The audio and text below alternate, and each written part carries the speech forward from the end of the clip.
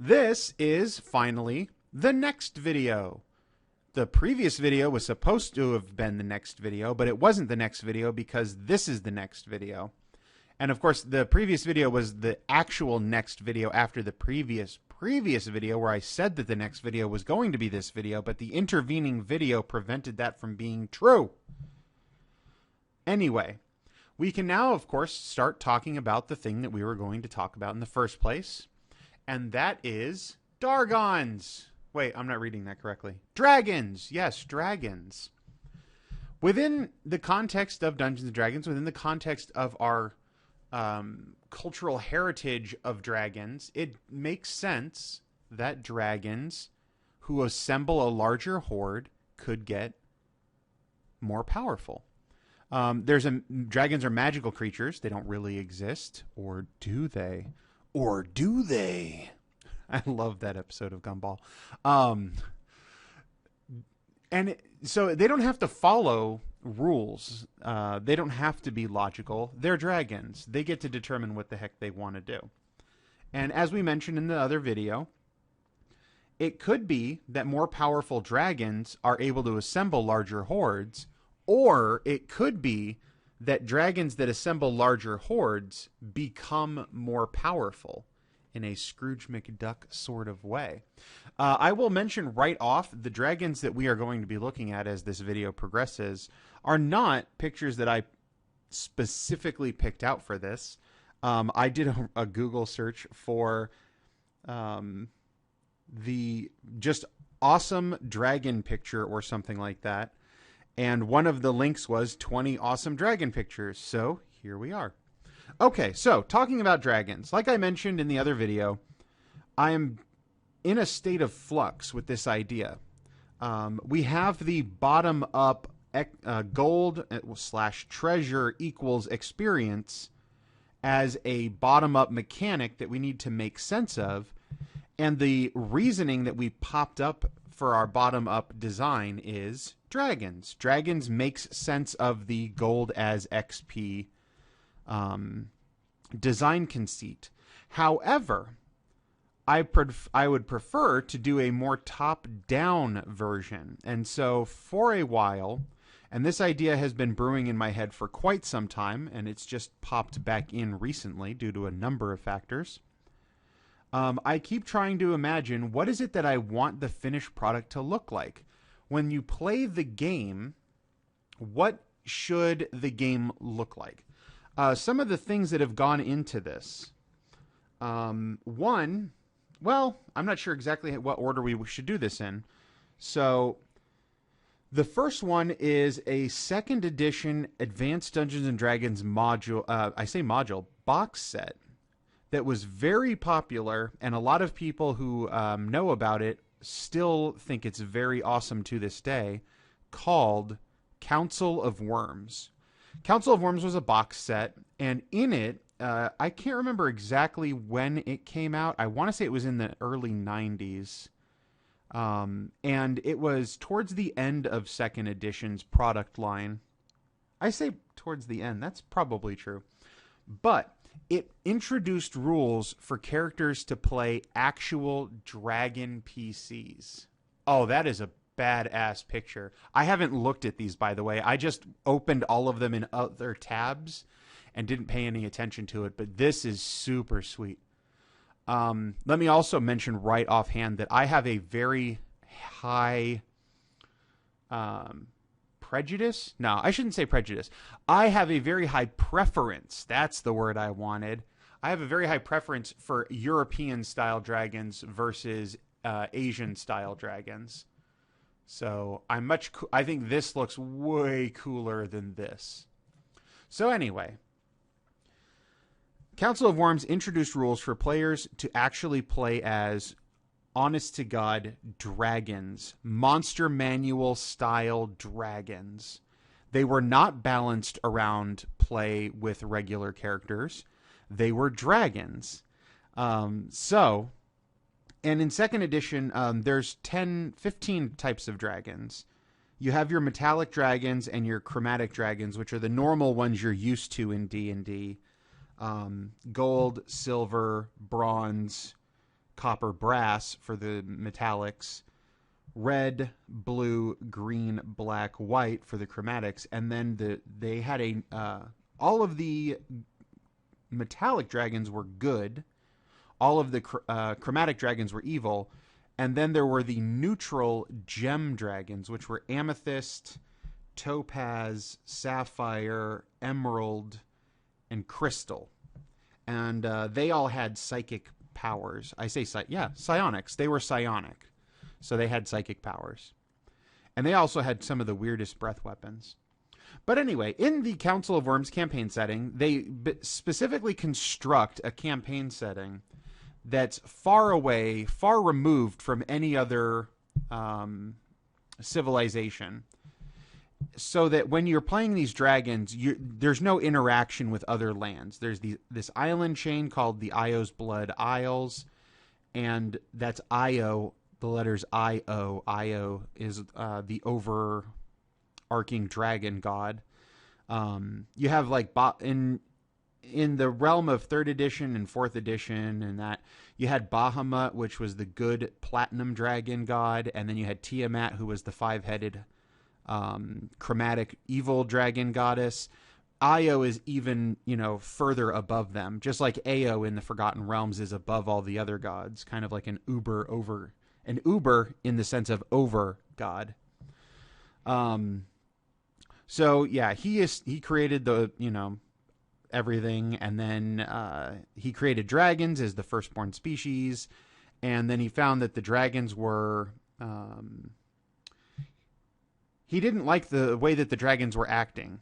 They were greedy, they were fighting each other, and so he was so moved that he spilt his own blood, and his boiling blood fell into the oceans and formed this island chain. And then he made all of the dragons come to the island chain, and then he established, skipping through the story, he established the Council of Worms to prevent them from warring against each other and to settle disputes, and blah, blah, blah, blah, blah. Anyway, in that campaign setting, players have the option of creating a dragon as their character, but they kind of cheat in that not only do you play the dragon, but you also have to create a second character, which is a kindred, which is either a human, an elf, not a human, I'm sorry, an elf, a dwarf, or a gnome, who is linked to your dragon. So certain adventures, all of the players play the dragons, and then certain adventures, the players play as the humanoid adventurers, which are just standard elf, dwarf, and gnome adventurer classes.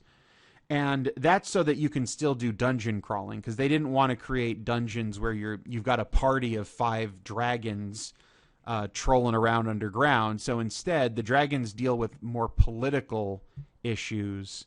And then when you need to send someone down into the dungeons on an island somewhere, you send your kindred, and so there's a party of 5 regular adventurers. So in that sense, it's a cop-out.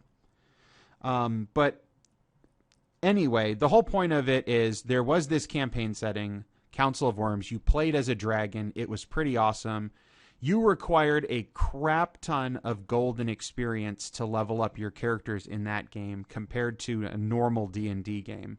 So on the dragon adventure side, including the kindred side as well to a degree, there was a lot more gold. In fact, if I can remember correctly, in order for a gold dragon to level up from hatchling to young, required like 500,000 experience points, which is a huge amount.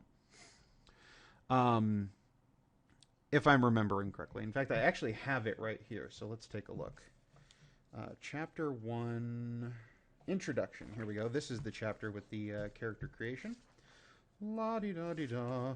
I actually rolled, while I was reading through the Council of Worms campaign setting again to get some inspiration, I rolled up a character, and in the 2nd edition, you don't roll 4d6 drop the lowest like you do from 3rd edition on, so that you get higher scores. You roll 3d6 in order. Strength, Dex, Con, Int, Wiz, Ca. And so I rolled 3d6 in order, and I got 16, 16, 16, 10, 12, 9, which is a really great set of scores, but it actually meant a 16 dexterity, prevented me from being the strongest types of dragons. Gold, silver, amethyst, sapphire, red, and blue all have a maximum dexterity of 15. So a 16 dexterity that I rolled meant that I couldn't be the stronger dragon types, which is pretty ridiculous.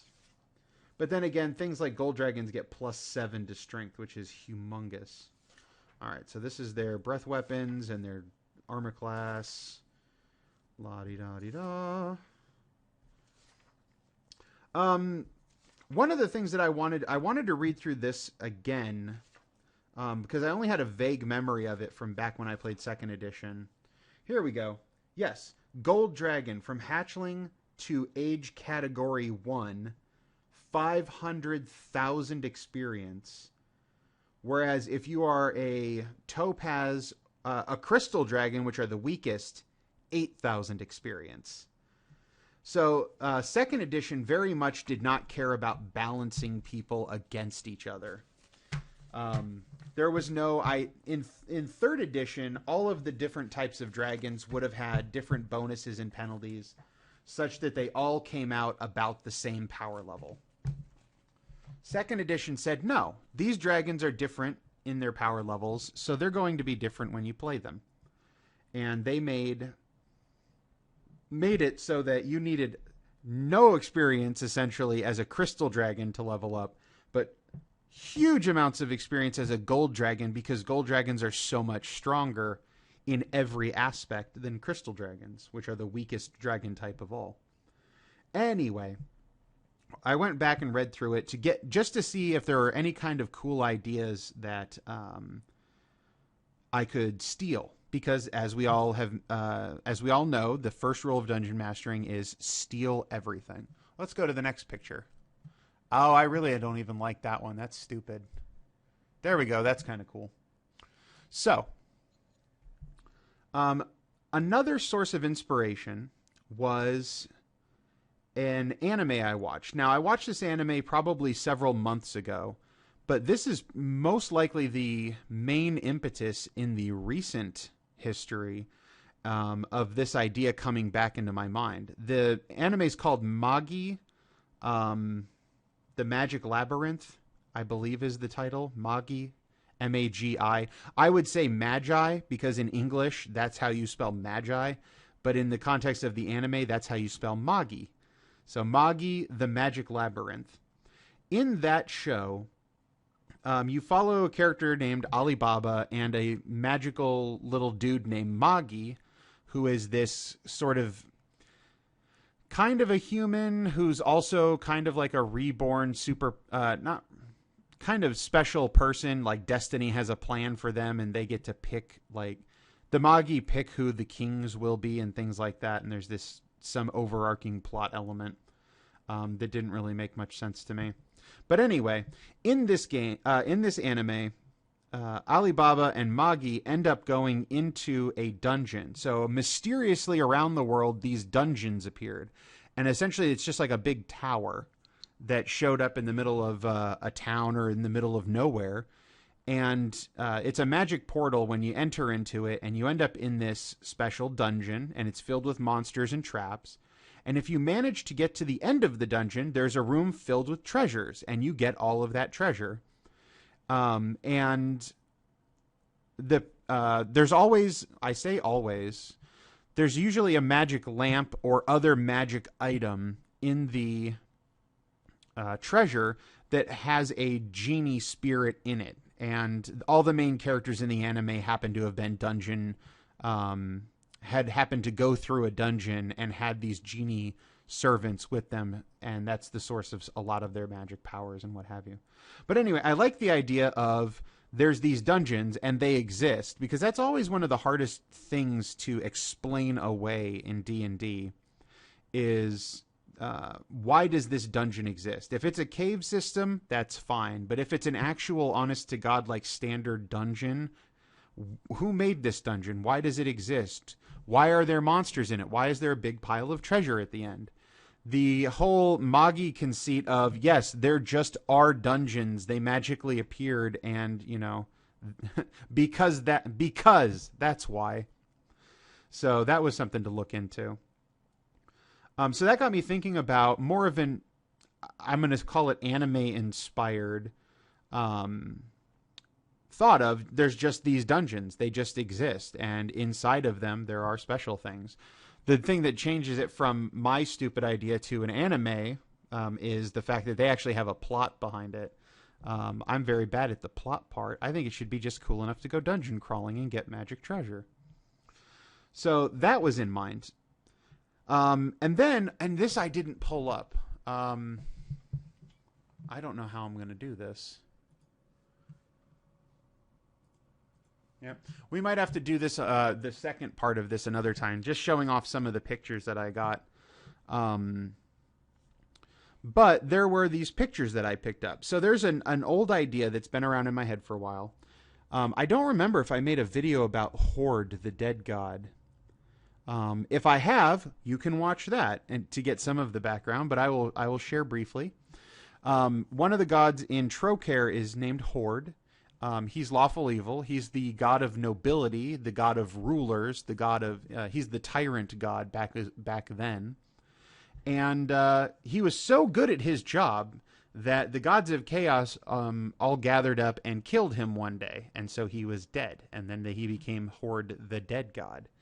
And he disappeared for quite some time.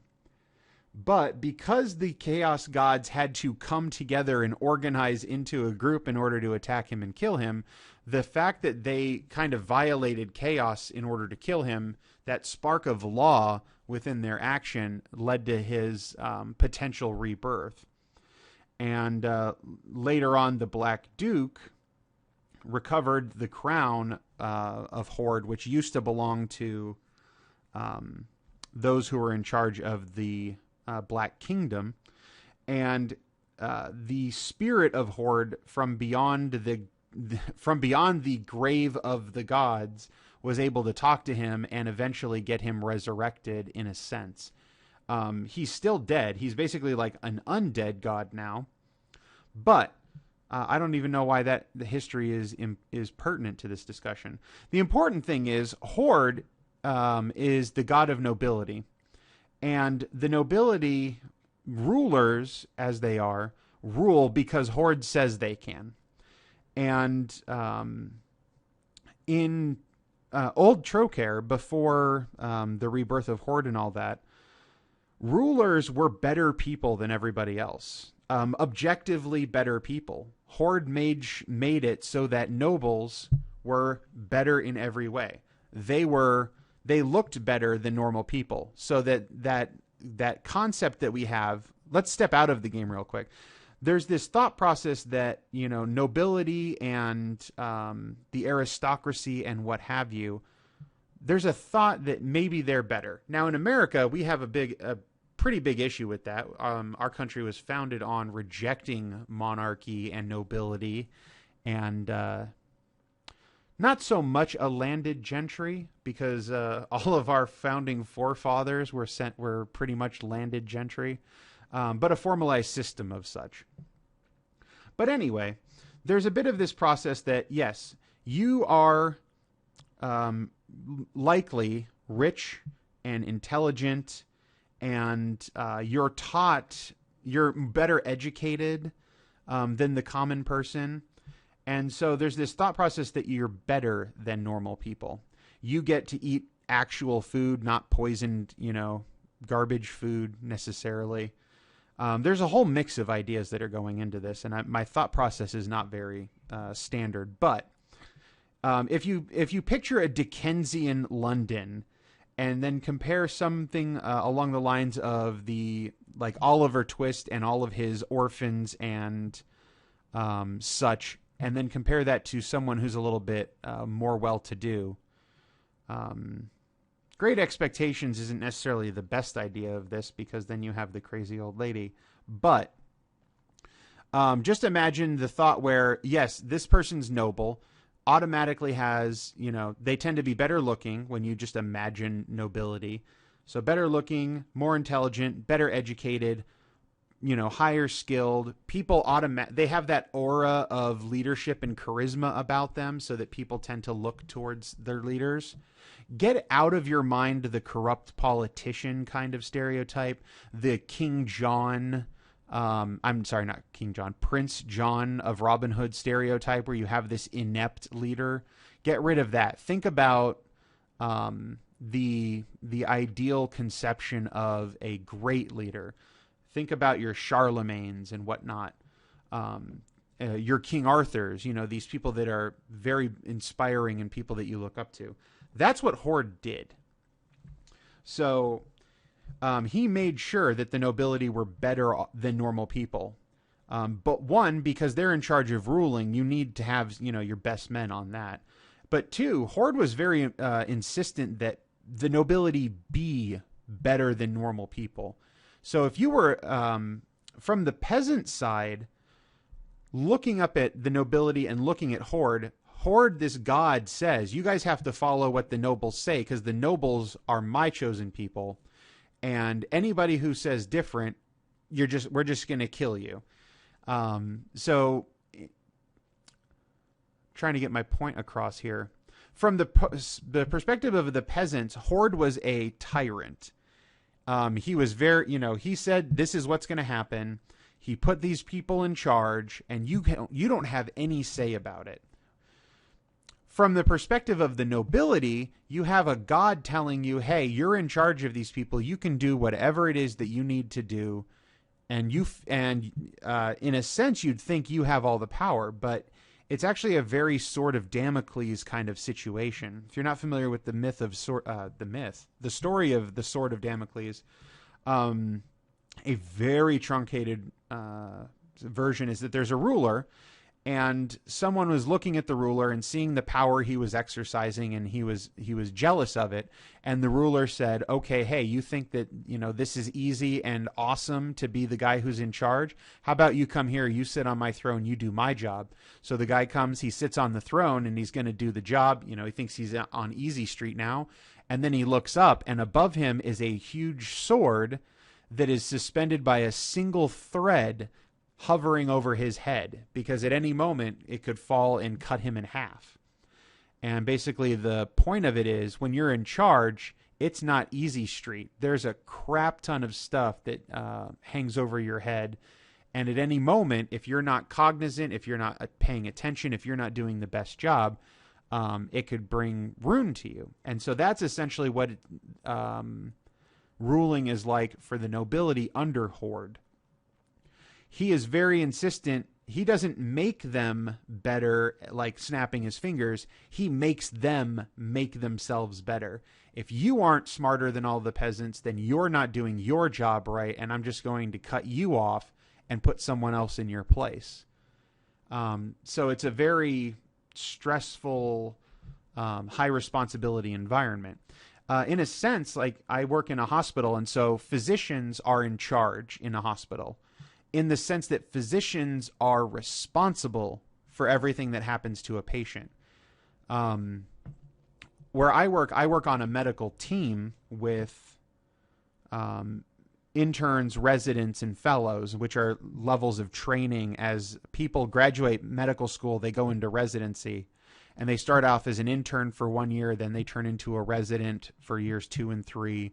And then they'll get into a specialty and become a fellow for years 4 through whatever. But it's not until they've finished all of their training that they then lose all those titles and just become a physician. And while you're in that training, yeah, you might have graduated medical school, and now 4 years later, during your residency, and now you're in your fellowship, you are still not the attending physician. The attending physician is in charge, and everything that happens to patients is their responsibility. So if you screw up, you're going to get in trouble, but so is the attending, because the attending is the one who's ultimately responsible for everything that you do. Same thing kind of with Horde and the nobility. Everything that happens is ultimately the responsibility of the next person up the chain, and so everybody has to be watching themselves, and he's very insistent that it basically breeds a culture where all the nobles are constantly backbiting each other and things like that. Because if you can bring down someone else, that just increases your chance for advancement. But it's the sort of Damocles situation. From the bottom looking up, it looks like the people above you have it on easy street, but from the top looking down, that sword's above your head. Anyway, the whole point of that is, a while back, let's switch pictures. I had found these pictures that someone had drawn for a book fan fiction. I say fan fiction. It's not fan fiction. It's their own unique thing, to the best of my knowledge. Drawn these pictures of people, and they're very much well drawn people in an anime-esque style. But basically, they are the people who are attractive, and they have in most of the pictures, a sort of leadership about them, and they're wearing very fancy, very detailed clothing and armor, and they just look like better people than everybody else. They're just better people innately. And that made me think of Horde in the way that he treats nobility. But there's a sort of dragon-esque motif to these people. And so I had the idea of a civilization that was descended from dragons. Certain dragons, gold, silver, and bronze. Gold, silver, and bronze. In D&D have the ability to change shape. And so they often turn into human form or humanoid form, like dwarves and elves and whatnot. And can live amongst, regular creatures. And sometimes they'll marry a human or an elf or a dwarf or whatnot. And that's how you get half-dragon characters.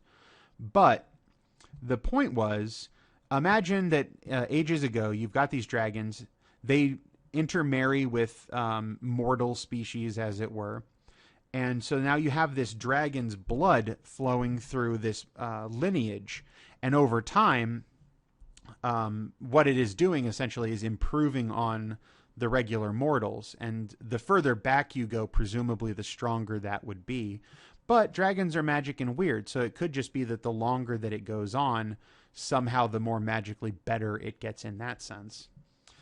Wasn't there a thing in Dragon Ball where the half-human Saiyans were actually stronger than normal Saiyans?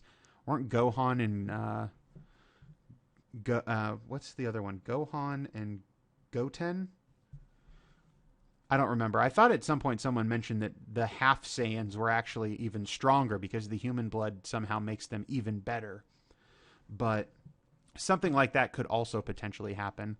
And it just makes me think of, here's this society of literally dragon-blooded people, and they are better than normal humans. So let's say you have these dragon-blooded humans. In every way, on average, the dragon-blooded humans are better than normal humans. They're prettier, they're stronger, they're smarter, they're faster. They're just let's get Hitler on this. They are the genetically superior race in that sense. So that idea, to get it all back to the real point, was sitting in my mind. Magi was sitting in my mind. Council of Worms was sitting in my mind. And I'm sure there's a number of other things that I'm forgetting to mention. All there mixing around. And then suddenly, the gold as XP thing came up.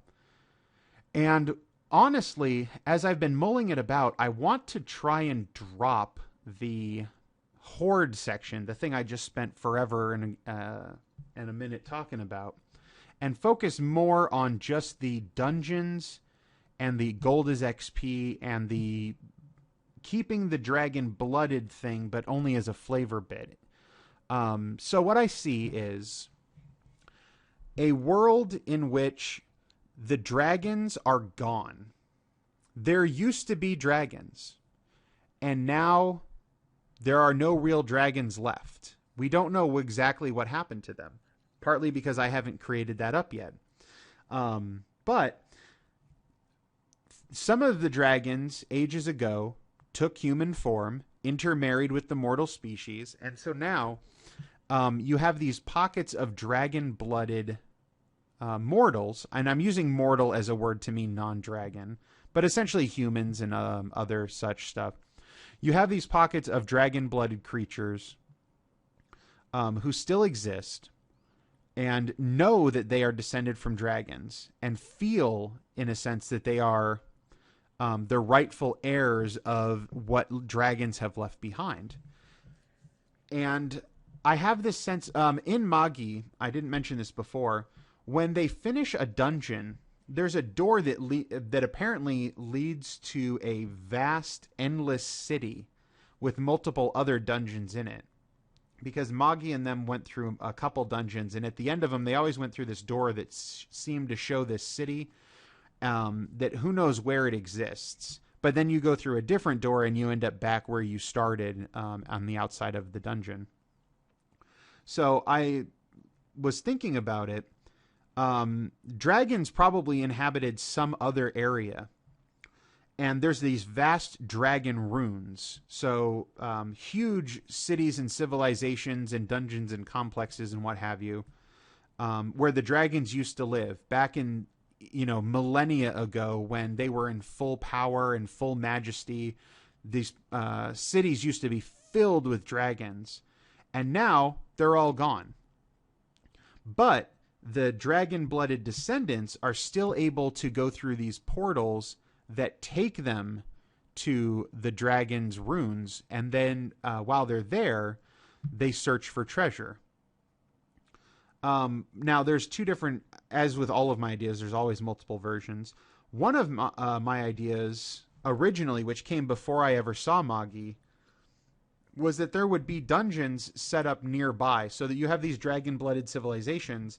They know that they get more powerful the more treasure they collect and the larger a horde they build.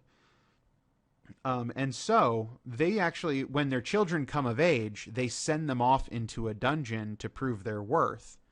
And so they would they would cultivate dungeons nearby, but there was no idea of where the treasure was coming from. When they go in and collect treasure, where is that coming from? Are the parents and, the communities stocking it, like they have to take up a collection, like a bake sale, to put the treasure in there each year for the newly matured children?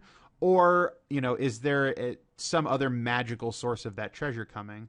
And so then I was thinking about the Magi connection, where you have these portals that lead you into the dragon world, but they don't automatically put you in the same spot. They take you into the dragon world, but they leave you off in random areas.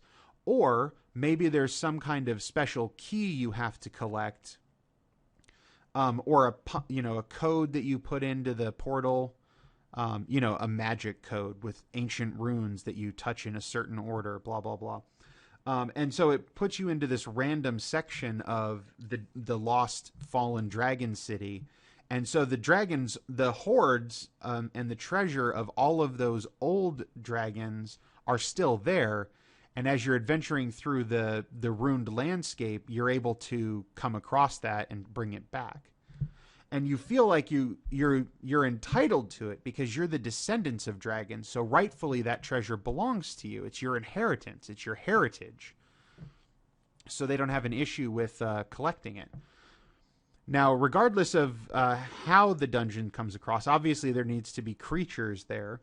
And where they come from and exactly what they are has to still be determined. Like I said, this is all still floating around in my head. I do know that I like the idea of using dragon-style creatures. So these would be things like drakes and wyverns. Dragons, which is the half-dragon, half-lion creature. Dragon turtles. Things like that. Worms, serpents, hydras. Pretty much anything that could be construed as a draconic creature, but isn't a true dragon. From 2004. Alison Theus. Allison, man, there's a number of girls who do very good drawing, who do very well drawing dragons. This one's Allison. There's another, like Anne Stokes is a dragon artist. Ruth Thompson does a lot of dragon art that's really awesome. So, having these dragon-style enemies, but they're not true dragons, and possibly having them be descendants of like the evil dragons, whereas the good dragons went and changed into humanoid form and lived amongst the humans to breed descendants. The evil dragons went and lived among the beasts. You know, they changed form, potentially changed form, or maybe they just went out and, you know, raped and pillaged among the brutes and the beasts of the world. And that's why you have chimeras and wyverns and hydras, and things like that, just intermingling with the lower classes, as it were, and having those as enemies. So the true dragon descendants, these humans and whatnot, hate the evil dragon descendants because they look like dragons, but they're totally not dragons. They're not true dragons. They're abominations, and they should be eliminated and such like that.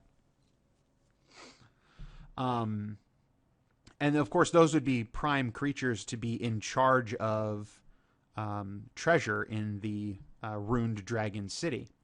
Another thought would be actually using D&D Monster Manual dragons and having those dragons actually be deteriorations of the true dragons. If you go back and watch my video, which I believe is just called Dragons, I talk about the elder dragons.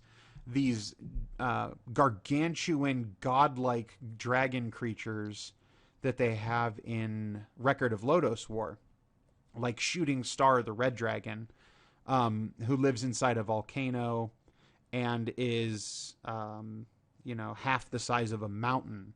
Not just a big dragon, but like literally a mountain-sized dragon. Those could be perhaps the original dragons. And so then the kind of fallen half-assed dragons that remain are the ones that are the real dragons now, the standard D&D dragons. But the standard D&D dragons have way too many powers and stuff. I don't feel like it quite captures how low they are. But it would still be a workable solution.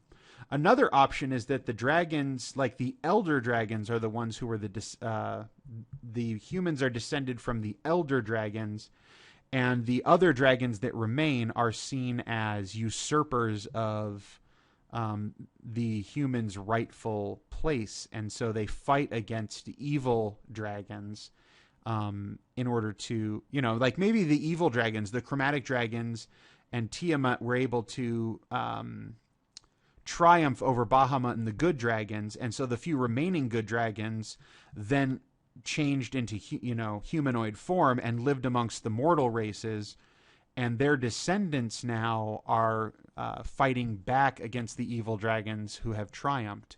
That's another possibility. This is why I keep everything so very fluid in my mind. I don't want to get stuck.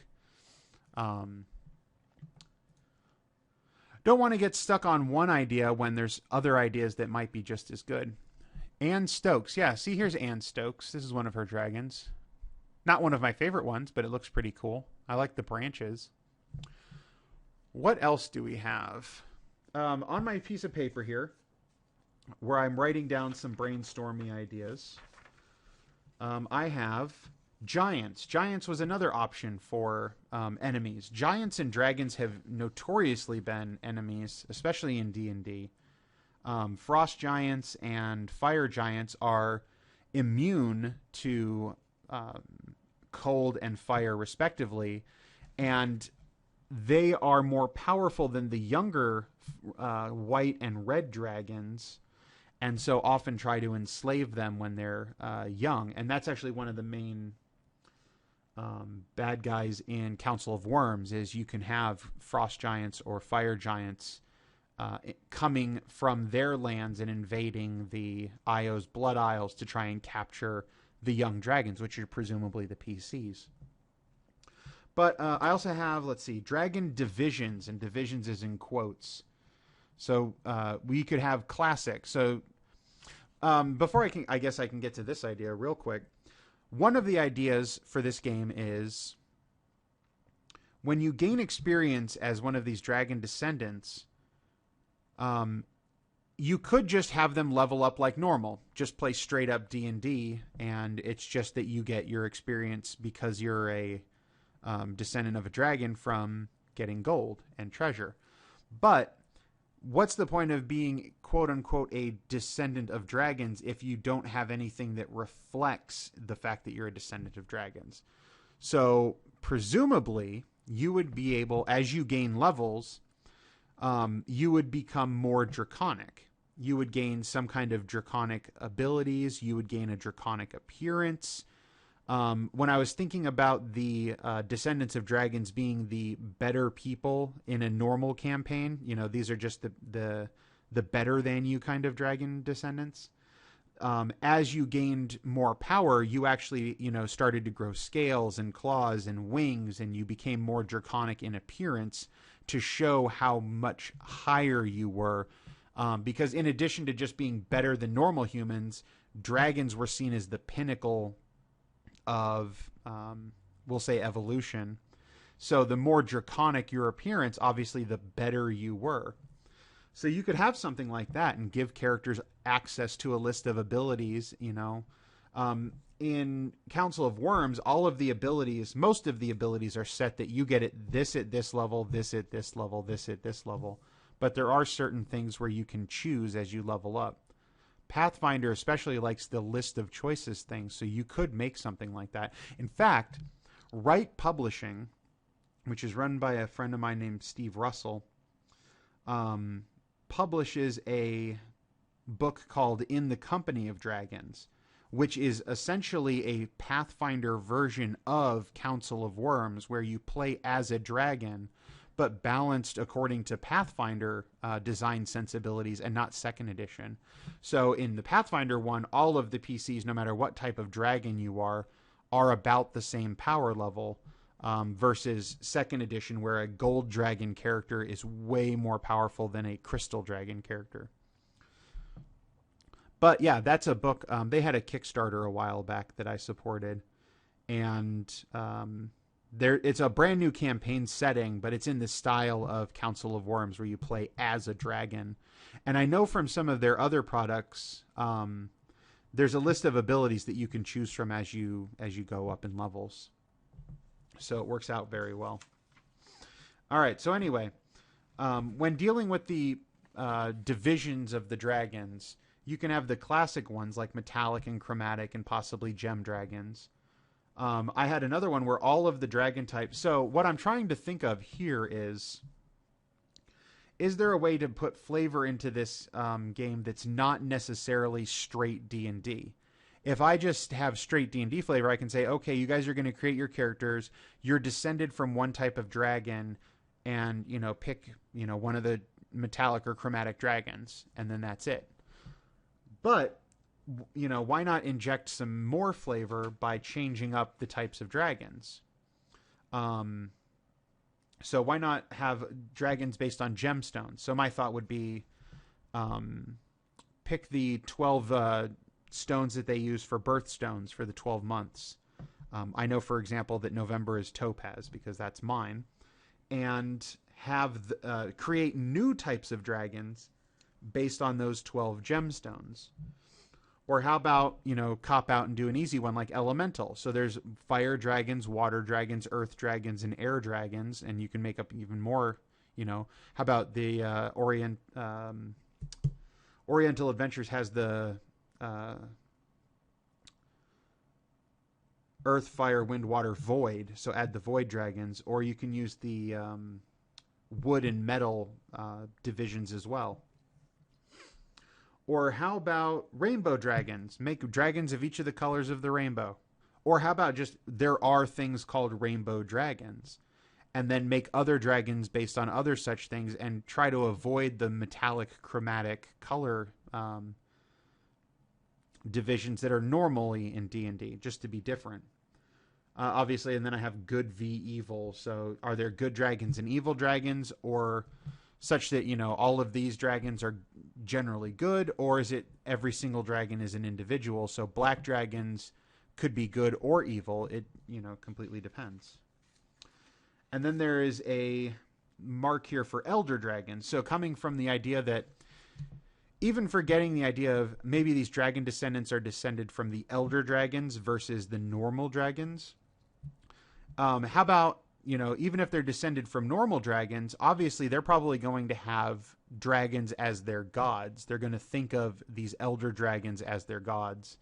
And so when you're creating these elder dragons, should maybe they have a different form? So each, instead of using like a European dragon for each of them and just changing the color, should they each have a different type? So you have more of the Chinese dragon versus more of a European dragon versus more of a serpent style dragon, like the Linorn worms.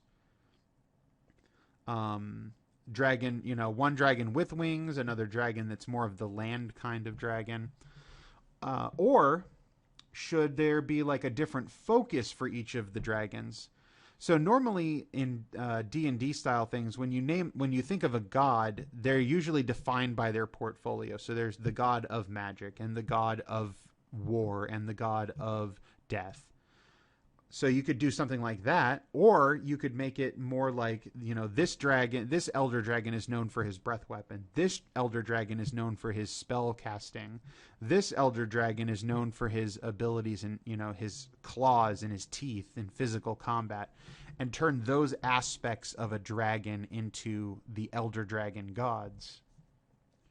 And preferably hide those very obvious initial thoughts so that the players don't have god of magic as their thing. They have this god, and then it just so happens that he's very good at magic. So like Star Swirl the Bearded. What else do I got here? I got the note that says the cities are unbelievably vast with countless dungeons to explore for treasure. And then there's an asterisk that says maybe all those cities are simply one plane wide city, one giant city that covers an entire plane of existence.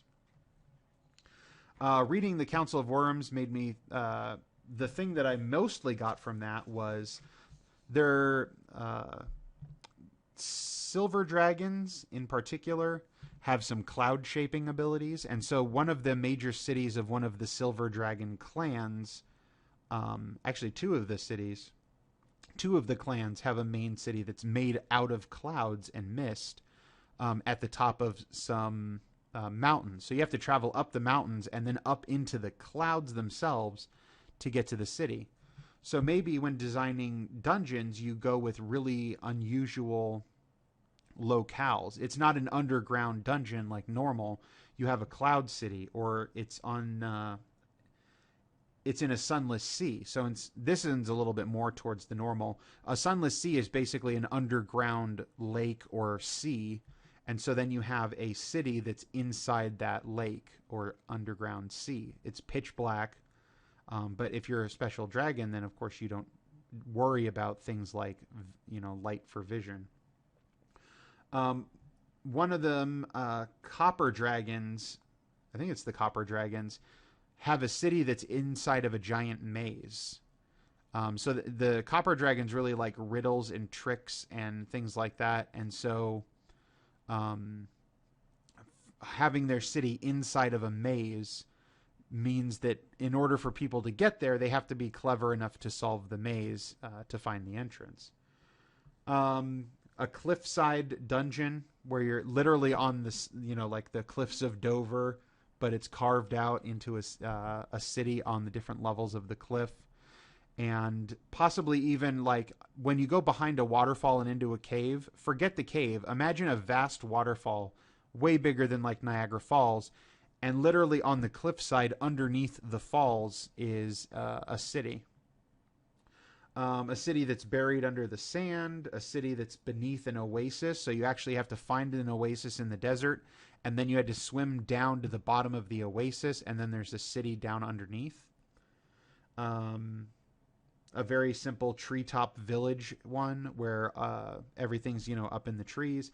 But the trees are humongous. Like, think the sequoias in California where you actually have, like, roads that have to tunnel through the tree trunk in order to get from one side to the other. So inside these trees, they've been hollowed out on the inside. So there's these vast tower cities, and then the trees are connected by suspended, bridges and other types of village stuff. Or there's a network of floating platforms on a swamp or on a lake, and that's where in the Council of Worms, black dragons, will have a city in a swamp, and they'll have these floating platforms on the swamp, and that's where their non-water breathing stupid elf, dwarf, and gnome servants live, whereas the actual city is underneath the water. Let's see. The crystal dragons live up in the north, and their cities are actually made out of ice and snow. And because it's so far north, potentially, like in the Arctic Circle, you can have these incredibly long nights.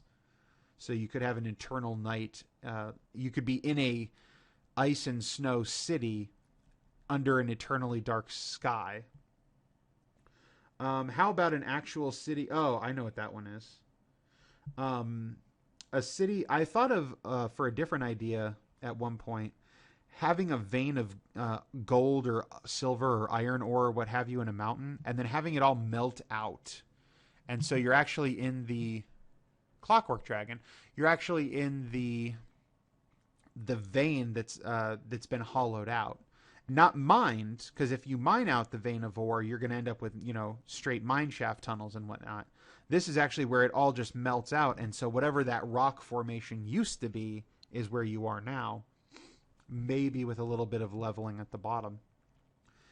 And then like an obsidian city inside of an active volcano where the lava is kind of like, imagine Venice, where all the canals are filled with lava, and there's giant lava fountains and things like that within the city. So that all was written down on here. I also had an idea where I said overcoming the 7 deadly sins. So one of the things when you think of a dragon, a struggle for characters would be trying to overcome the hubris and greed and sloth and wrath and gluttony and envy, to a lesser degree, envy and lust. But as a dragon, you're the best of the best, so hubris. You obviously need a giant horde, so that's greed.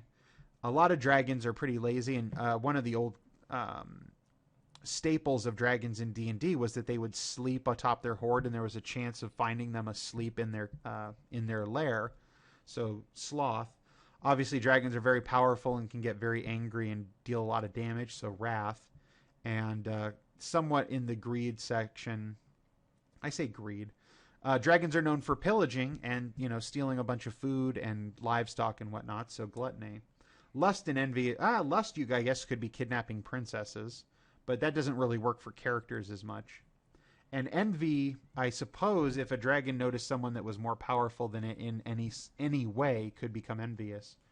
But having one of the conceits of Io's Blood Isles was that Io didn't like the way the dragons were fighting against each other and were becoming greedy and whatnot, and so he established the council to kind of help manage that. But I thought of it. How about? That's what it was. So I also thought, when you have these dragon descendants sending their kids out into the dungeons to collect treasure, why is it that they work together? If you have disparate types of dragons, like just using the standard D&D dragons, why would golds and silvers and reds, all, their descendants, if I know that I'm descended from a red dragon and I know you're descended from a gold dragon, why would we work together? And it makes sense that if they might force people to work together and require multiple skills and parties to adventure together in order to prevent this greed from overcoming them. So within these dragon descendants, there is this primal instinct towards pride. There's this primal instinct towards greed and towards gluttony and towards sloth and wrath. And so they have to safeguard themselves against it. And one of the things that they'll do is make sure that everybody's working together. Because greed, for me, greed and pride would be the two biggest ones.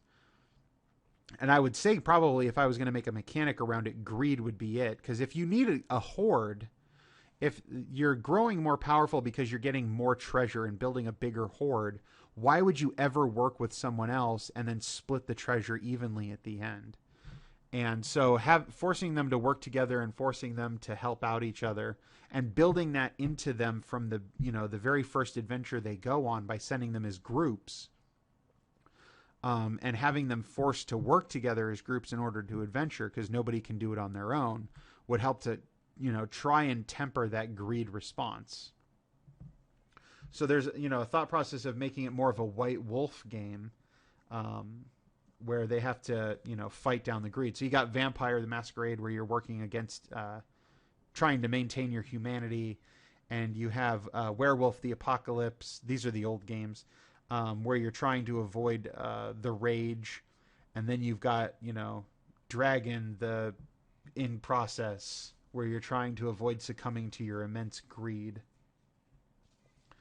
And then the last thing I have written on this paper for now is all of the legendary dragons from Magic the Gathering, which I will now read to you to end the video. Arcade Sabbath, Atarka the World Render, Bladewing the Risen, Chromium, Croesus the Purger, Daragaz the Igniter, Dragonlord Atarka World Render, Dragonlord Dramoka the Eternal, Dragonlord Caligon, the Storm's Fury, Dragonlord Ojutai, Soul of Winter. These are actually each 2 cards. There's Dragonlord Blah, and then there's Blah with a title. Dragonlord Silumgar, the Drifting Death. Dromer, the Banisher. Intet, the Dreamer. Jugon, the Rising Star. Trying to read my writing here. Karthus, Tyrant of Jund. Kaga, the Tide Star. Koksho, the Evening Star. Malfagor, Nicol Bolas. Niv Mizzet, the Firemind. Niv Mizzet, Draco Genius. Numot, the Devastator. Oros, the Avenger. Palladia Moors. Prosh, Sky Raider of Care. Rith, the Awakener. Rorix Bladewing. Ryusei, the Falling Star. Skitharix, the Blight. I love the name Skitharix. It sounds like Kizithrix. Torox Bladewing. Teneb, the Harvester. Treva, the Renewer. Vivictus Asmadi. Vomosh, the Hunter. Or Vorosh, the Hunter. Yosei, the Morning Star. So just a bunch of names to think about for Elder Dragons and whatnot. So this is the really crappy. Let's go to the next picture. That one's kind of Yu-Gi-Oh-esque.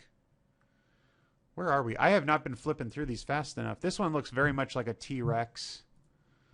That one is pretty badass. Although it looks like he's got like blades attached to his forearms. Like he's got a punch dagger. That's too abstract for me. Very cool. Yeah, that one looks a little bit too sketchy. Not finished enough for me. Very detailed. I don't like how short the maw is. I would think that a dragon would have a longer jaw than that. That's pretty cool with the scratches and the blood. That guy's obviously winning. Very much looks like a D&D red dragon. Oh yeah, Wizards of the Coast. There you go. What the heck is this? I don't know. Looks kind of like Alien. It gives me a xenomorph vibe. There's some Oriental-esque dragons. These are all pretty cool. Kind of Kyrene looking dude right here. And then this is Anne Stokes' awesome, straight-up red dragon on a horde of treasure with dead bodies. Super cool. So yeah, that is the workings. If you thought I was going to present you with a fully fleshed out idea, I apologize. But I did end the last video by stating that this is all floating around in my head, and I need to settle on details still. I will say I don't even know what system I would want to try this in. Pathfinder seems like an easy one as far as coming up with a set of abilities that you can choose from as you become more draconic, level by level, scales and claws and breath weapons and wings and whatnot. But the kind of old school D&D slash 5th edition seems more appropriate in a sense because of the gold as XP choice. But even a wholly different, like anime inspired one seems kind of appropriate too, given that a lot of my inspiration for the actual adventure part has come from an anime. So I see some more anime-esque stuff. But that's where I'm going. I'm sitting around. I've mentioned, throughout this video, multiple versions of different things. So it all comes down to, what gets chosen. Are people going to sit in a town on some unknown world that has a magic portal that leads to some other unknown world where they get treasure? Will they just adventure like a normal D&D campaign and they just happen to be dragon descendants and gain dragon-esque powers as they go? Who knows? This is all remains to be figured out. I will leave you with this guy because he's so cool. I want to give him a hug. I feel like he wants a hug. Until next time, bye-bye.